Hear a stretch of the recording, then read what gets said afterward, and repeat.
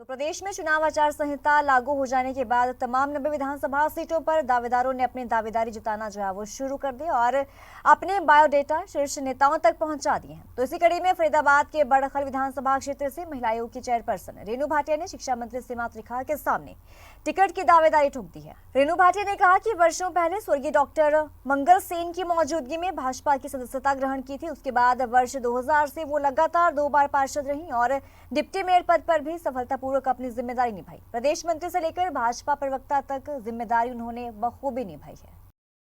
देखिए, मेरा इंटरेस्ट था इस सीट के लिए और मेरी ये कर्म भूमि है भटकल विधानसभा। मैं जब से ब्याह कर आई हूँ इसी क्षेत्र में रहती हूँ। 25 वर्ष पूर्व 24 वर्ष पूर्व मैंने यहाँ से चुनाव भी लड़ा। 2 बार मैंने यहाँ से पार्षद का चुनाव जीता इसी क्षेत्र से।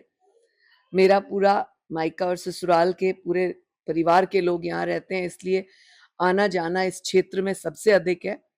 और यदि हम भाजपा के नाते बात करें तो 1987 में मैंने भाजपा ज्वाइन की। मेरा बड़ा सौभाग्य था कि स्वर्गीय कुंदन लाल भाटिया जी के घर पे स्वर्गीय डॉक्टर मंगल सेन जी आए हुए थे और वहां उसी दिन मेरी 2 रुपए की पर्ची कटी और मैं भाजपा की एक सदस्य बनी। तब से लेकर आज तक मैं भाजपा की सदस्य हूँ और भाजपा में हूँ।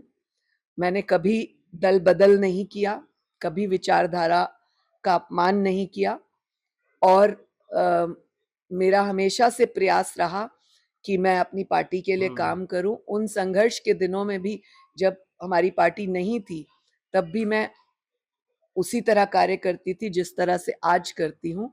और मुझे लगता है कि मेरा अधिकार भी बनता है। आशीर्वाद देना ऊपर वाले सभी अधिकारियों का काम है, लेकिन मेरा अधिकार बनता है। मैंने अधिकार होने के नाते दावा किया क्योंकि 2 बार पार्षद, फिर डिप्टी मेयर के नाते संगठन में विभिन्न दायित्वों को निभाते हुए हरियाणा प्रदेश के महिला मोर्चा प्रदेश की उपाध्यक्षा, महिला मोर्चा प्रदेश की महामंत्री, मुख्य स्ट्रीम में प्रदेश की सचिव, उससे पहले जिला में उपाध्यक्ष, जिला में महासचिव, जिला में सचिव, फिर उससे पहले मंडल कार्यकारिणी में। तो मैं वो कार्यकर्ता हूँ जो मंडल से लेकर आज इस मुकाम तक पहुंची हूँ। 3 वर्ष फिल्म सेंसर बोर्ड की मेंबर, 3 वर्ष तक महिला आयोग की मेंबर और आज आपके बीच में मैं महिला आयोग की अध्यक्षा के तौर पे 2.5 वर्ष कार्य कर चुकी हूँ। और मेरा जो बेसिक कार्यनीति का बेस है सन 1990 से लेकर 2000 तक जो है दिल्ली दूरदर्शन की कार्यक्रम उद्घोषिका के तौर पर रहा, जिसको आप आज के जमाने में न्यूज रीडर या न्यूज एंकर कहते हैं। तो 90 से मेरा जो है फील्ड का, मीडिया का, और मैं कई बार कई राजनीतिक मंचों पर चुनाव लड़ने से पूर्व कार्यक्रम उद्घोषिका भी रही। मैंने सुषमा स्वराज जी की कई मंचों पर मैं उद्घोषिका के तौर पर रही। तो मैंने जितना भी संघ की दृष्टि से, भाजपा की दृष्टि से जो भी सीखा, मैंने उसका उपयोग करने का प्रयास किया, सेवा में लाने का प्रयास किया, बिना किसी लालच के या किसी भी इस तरह की बात के। और मुझे लगता है पार्टी ने मुझे, पूर्व मुख्यमंत्री मनोहर लाल जी ने और पूरी टीम ने मुझे आशीर्वाद दिया और महिला आयोग की अध्यक्षा बनाया। मेरा प्रयास रहा कि मैं अपने दायित्व को ईमानदारी से निभाऊं और जस्टिफिकेशन कर सकूं इस पोस्ट के साथ। और मुझे हर्ष है ये बताते हुए कि 9100 केसेस इन 2.5 वर्षों में आए, जिनमें से 8700 केसेस हमने निपटाए। ये इनमें से कई केसेस बहुत पुराने, 4-4, 5-5, 7-7 वर्ष पुराने भी पेंडिंग थे, औरतों के जो थक चुकी थी कि फैसला नहीं हो रहा कोर्ट में या यहाँ पर। उन महिलाओं को भी दोबारा जब लगा कि अब हमें बोलने से शायद कोई हल निकले, तो ऐसे भी केसेस हमने किए।